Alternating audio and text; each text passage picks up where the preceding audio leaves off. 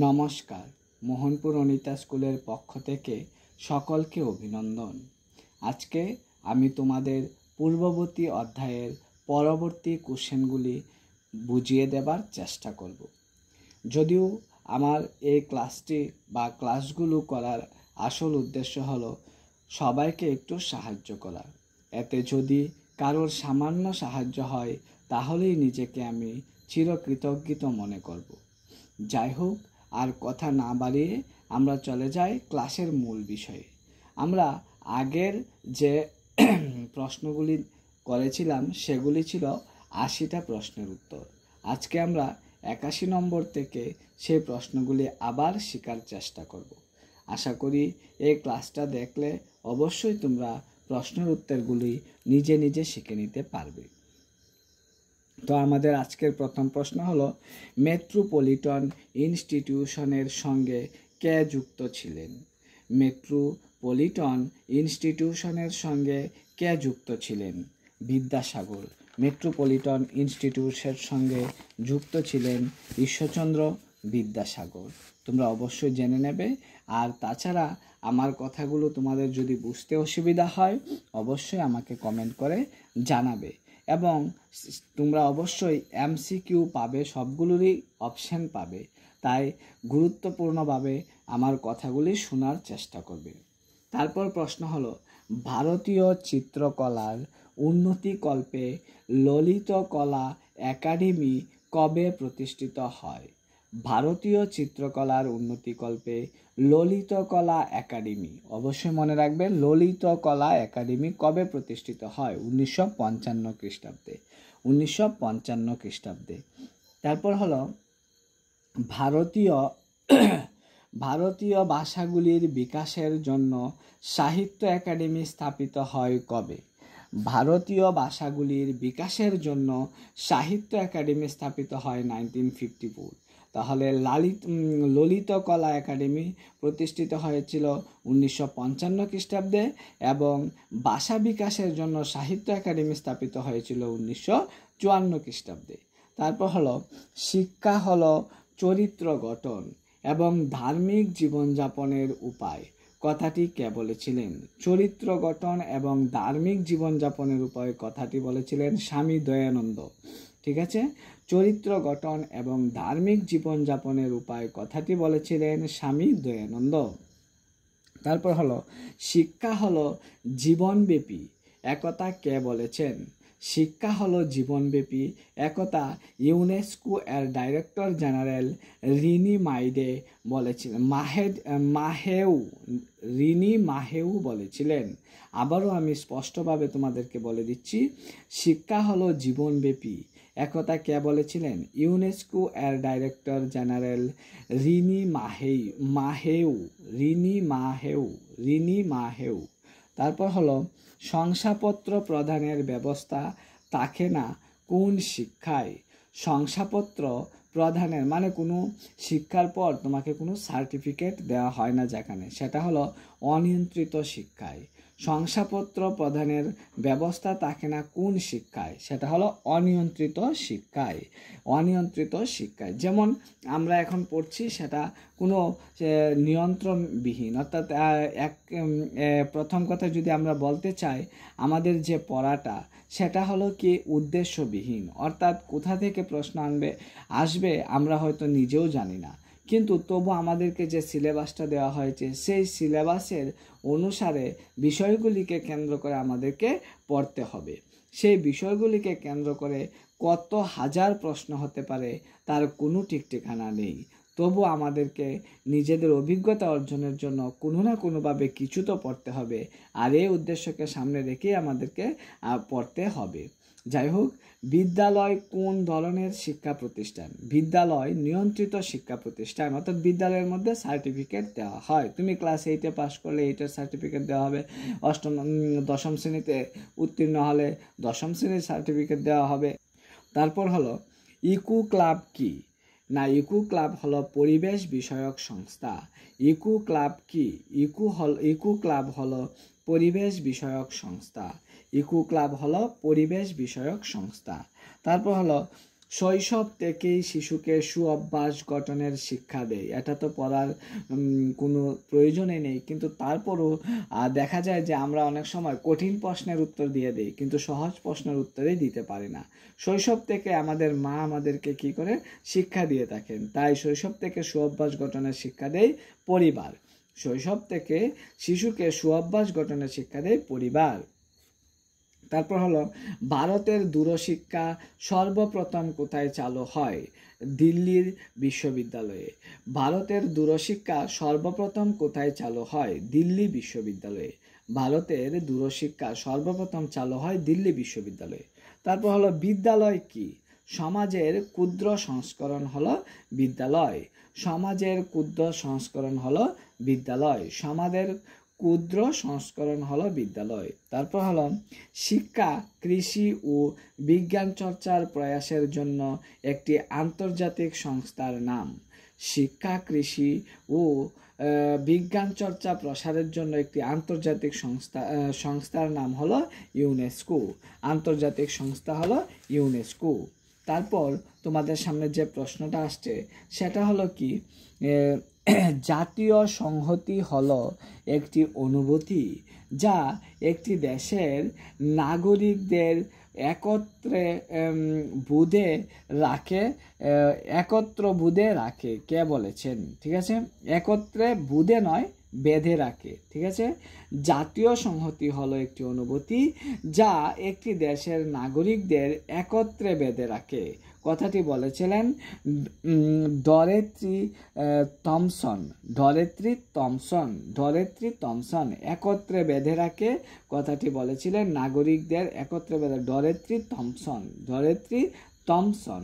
তারপর হলো মনোবিজ্ঞানের উপর ভিত্তি করে প্রথম শিক্ষা পদ্ধতি গড়ে তোলেন কে? মনোবিজ্ঞানের উপর ভিত্তি করে প্রথম শিক্ষা পদ্ধতি গড়ে তোলেন জোয়ান হারবার্ট। মনোবিজ্ঞানের উপর ভিত্তি করে প্রথম শিক্ষা পদ্ধতি গড়ে তোলেন জোয়ান হারবার্ট। অবশ্যই মনে রাখবে, মনোবিজ্ঞানের উপর ভিত্তি করে প্রথম শিক্ষা পদ্ধতি গড়ে তোলেন জোয়ান হারবার্ট। তারপর হলো দার্শনিক মাহের মতে মনোবিদ্যা কি? না, দার্শনিক মাহের মতে মনোবিদ্যা হলো আত্মা সম্বন্ধীয় বিদ্যা। দার্শনিক মাহের মতে মনোবিদ্যা হলো আত্মা সম্বন্ধীয় বিদ্যা। তাহলে তোমাদের যদি প্রশ্ন আসে যে আত্মা সম্বন্ধীয় বিদ্যা কার মত অনুসারে হয়েছিল? দার্শনিক মাহের মত অনুসারে। তারপর উপরে যাব, মনোবিজ্ঞানের উপর ভিত্তি করে প্রথম শিক্ষা পদ্ধতি গড়ে তোলেন জোয়ান হারবার্ট। তারপর হলো কি, ফিজিওলজি শব্দটি নেওয়া হয়েছে কোন শব্দ থেকে? গ্রিক শব্দ থেকে। ফিজিওলজি শব্দটি নেওয়া হয়েছে কোন শব্দ থেকে? সেটা হলো গ্রিক শব্দ থেকে। তারপর যে প্রশ্নটা সেটা হলো ইসলামিক শিক্ষায় প্রাথমিক প্রতিষ্ঠানের নাম কি? সেটা হলো মক্তব্য। ইসলামিক শিক্ষার প্রাথমিক প্রতিষ্ঠানটির নাম কি? সেটা হলো মক্তব্য। ইসলামিক শিক্ষার প্রাথমিক প্রতিষ্ঠানটির নাম হলো মক্তব্য। তারপর হলো ব্রাহ্মণ্য শিক্ষার মাধ্যম কি? ব্রাহ্মণ্য শিক্ষার মাধ্যম হলো সংস্কৃত ভাষা। ব্রাহ্মণ্য শিক্ষার মাধ্যম হলো সংস্কৃত ভাষা, বা ব্রাহ্মণ শিক্ষার মাধ্যম হলো সংস্কৃত ভাষা। তারপর হলো বুদ্ধ দর্শন এবং তত্ত্ব বিষয়ে আলোচনা রয়েছে কোথায়? বৌদ্ধ দর্শন এবং তত্ত্ব বিষয়ে আলোচনা রয়েছে অভিধর্ম পীঠে। বৌদ্ধ দর্শন এবং তত্ত্ব বিষয়ে আলোচনা রয়েছে অভিধর্ম পীঠে। তোমরা অবশ্যই প্রশ্ন হলো, তারপরের যে প্রশ্নটা সেটা হলো ব্রাহ্মণ্য শিক্ষা ব্যবস্থায় শিক্ষা শুরুর অনুষ্ঠানকে কি বলা হয়? ব্রাহ্মণ্য শিক্ষা ব্যবস্থায় শিক্ষার শুরুর অনুষ্ঠানকে বলা হয় উপনয়ন। ব্রাহ্মণ্য শিক্ষা ব্যবস্থায় শিক্ষা শুরুর অনুষ্ঠানকে বলা হয় উপনয়ন। শিক্ষা শুরুর অনুষ্ঠানকে বলা হয় উপনয়ন। তারপর হলো জাতীয় বয়স্ক শিক্ষা কর্মসূচি NAEP গঠন করা হয় কবে? জাতীয় বয়স্ক শিক্ষা কর্মসূচি NAEP গঠন করা হয় 1978 থেকে 1979 খ্রিস্টাব্দে। 1978 থেকে 1979 খ্রিস্টাব্দে জাতীয় বয়স্ক শিক্ষা কর্মসূচি গঠন করা হয়। তাহলে জাতীয় বয়স্ক শিক্ষা কর্মসূচি গঠন করা হয় 1978 থেকে 1979 খ্রিস্টাব্দে। তারপর হলো সর্বশিক্ষা অভিযান 2000 কর্মসূচির লক্ষ্য কি? সর্বশিক্ষা অভিযান 2000 কর্মসূচির লক্ষ্য হলো অষ্টম শ্রেণী পর্যন্ত অর্থাৎ 14 বছর বয়সের সব শিশুর প্রারম্ভিক শিক্ষা সমাপ্ত করা এবং 2010 সালের মধ্যে তাহলে সর্বশিক্ষা অভিযান 2000 কর্মসূচির লক্ষ্য হলো অষ্টম শ্রেণী পর্যন্ত অর্থাৎ 14 বছর বয়সের সব শিশুর প্রারম্ভিক শিক্ষা সমাপ্ত করা 2010 সালের মধ্যে। ঠিক আছে, তারপরে যে প্রশ্নটা সেটা হলো জাতীয় সাক্ষরতা মিশনের কাজ শুরু হয় কবে? জাতীয় সাক্ষরতা মিশনের কাজ শুরু হয় 1988 সালে। জাতীয় সাক্ষরতা মিশনের কাজ শুরু হয় 1988 সালে। তাহলে জাতীয় সাক্ষরতা মিশনের কাজ কবে শুরু হয়েছিল? 1988 সালে। তোমরা অবশ্যই প্রশ্নগুলিকে মনোযোগ সহকারে পড়বার চেষ্টা করবে। তারপর হলো সামাজিক চুক্তি নীতির প্রবক্তা কে? সামাজিক চুক্তির নীতির প্রবক্তা হলেন হেগেল। সামাজিক চুক্তি নীতির প্রবক্তা কে? সামাজিক চুক্তির নীতির প্রবক্তা হলেন হেগেল। তারপর হলো শিক্ষার লক্ষ্য সুস্থ দেহে সুস্থ মন তৈরি করা, কথাটি কে বলেছেন? শিক্ষার লক্ষ্য সুস্থ দেহে সুস্থ মন তৈরি করা, সেটা হলো এরিস্টটল বলেছিল। ঠিক আছে, সুস্থ দেহে সুস্থ মন তৈরি করা সেটা বলেছিল এরিস্টটল। তারপর হলো প্লেটো কোন ধরনের দার্শনিক ছিলেন? প্লেটো ভাববাদী দার্শনিক ছিলেন। প্লেটো কোন ধরনের দার্শনিক ছিলেন? প্লেটো ভাববাদী দার্শনিক ছিলেন। তারপর হলো প্রাচীন ভারতের শিক্ষা কেমন ছিল? না, প্রাচীন ভারতের শিক্ষা ছিল ধর্মকেন্দ্রিক। প্রাচীন ভারতের শিক্ষা কেমন ছিল? প্রাচীন ভারতের শিক্ষা ছিল ধর্মকেন্দ্রিক। প্রাচীন ভারতের শিক্ষা ছিল ধর্মকেন্দ্রিক। তারপর হলো স্পিয়ারম্যানের দ্বি-উপাদান তত্ত্বটি কি দ্বারা প্রকাশ করা হয়? স্পিয়ারম্যানের দ্বি-উপাদান তত্ত্বটি জি দ্বারা প্রকাশ করা হয়। স্পিয়ারম্যানের দ্বি-উপাদান তত্ত্বটি জি দ্বারা প্রকাশ করা হয়। কি দ্বারা প্রকাশ করা হয়? জি দ্বারা প্রকাশ করা হয়। তারপর হলো মানসিক ক্ষমতার দলগত উপাদান নামক তত্ত্বের প্রবক্তা কে? মানসিক ক্ষমতার দলগত উপাদান নামক তত্ত্বের প্রবক্তা হলো থার্স্টন। মানসিক ক্ষমতার দলগত উপাদান নামক তত্ত্বের প্রবক্তা হলেন থার্স্টন। আবারও প্রশ্নটা আমি বলছি, মানসিক ক্ষমতার দলগত উপাদান নামক তত্ত্বের প্রবক্তা হলেন থার্স্টন। তারপর হলো থার্স্টনের প্রাথমিক মানসিক ক্ষমতার তত্ত্ব স্মৃতি সম্বন্ধীয় উপাদানকে কি দ্বারা প্রকাশ করা হয়? থার্স্টনের প্রাথমিক মানসিক ক্ষমতার তত্ত্ব স্মৃতি সম্বন্ধীয় উপাদানকে কি দ্বারা প্রকাশ করা হয়? স্মৃতি সম্বন্ধীয় উপাদানকে এম দ্বারা প্রকাশ করা হয়। ঠিক আছে, আর একটা হলো স্পিয়ারম্যানের দ্বি উপাদান কিন্তু জি দ্বারা প্রকাশ করা হয়, আর থার্স্টনের স্মৃতি সংক্রান্ত প্রাথমিক মানসিক ক্ষমতার স্মৃতি সম্বন্ধীয় উপাদানকে এম দ্বারা প্রকাশ করা হয়। তারপর হলো সক্রিয় অনুবর্তনের ক্ষেত্রে নিয়ন্ত্রক কি? কেন্দ্রীয় স্নায়ুতন্ত্র। সক্রিয় অনুবর্তনের ক্ষেত্রে নিয়ন্ত্রক কি? নিয়ন্ত্রক হলো কেন্দ্রীয় স্নায়ুতন্ত্র। সক্রিয় অনুবর্তনের ক্ষেত্রে নিয়ন্ত্রক কি? নিয়ন্ত্রক হলো কেন্দ্রীয় স্নায়ুতন্ত্র। তারপর হলো কুকুরের উপর গবেষণা করেছেন কে? কুকুরের উপর গবেষণা করেছিলেন প্যাভলভ। কুকুরের উপর গবেষণা করেছিলেন প্যাভলভ। তারপর হলো সঞ্চালনমূলক পদ্ধতির প্রবর্তন করেন কে? সঞ্চালনমূলক পদ্ধতির প্রবর্তক করেছিলেন পিরিয়ার। সঞ্চালনমূলক পদ্ধতির প্রবর্তন করেছিলেন পিরিয়ার। আবারও বলছি, সঞ্চালনমূলক পদ্ধতির প্রবর্তন করেছিলেন পিরিয়ার। তারপর হলো ভারতবর্ষে দৃষ্টিহীনদের জন্য বিশেষ পদ্ধতি কি? ভারতবর্ষে দৃষ্টিহীনদের জন্য বিশেষ পদ্ধতি কি? ভারতবর্ষে দৃষ্টিহীনদের জন্য বিশেষ পদ্ধতি হলো ব্রেইল পদ্ধতি। ভারতবর্ষে দৃষ্টিহীনদের জন্য বিশেষ পদ্ধতি হলো ব্রেইল পদ্ধতি। তারপর যে প্রশ্নটা তোমাদের সামনে আসছে তা হলো অডিওমিটার যন্ত্রের সাহায্যে কি মাপা হয়?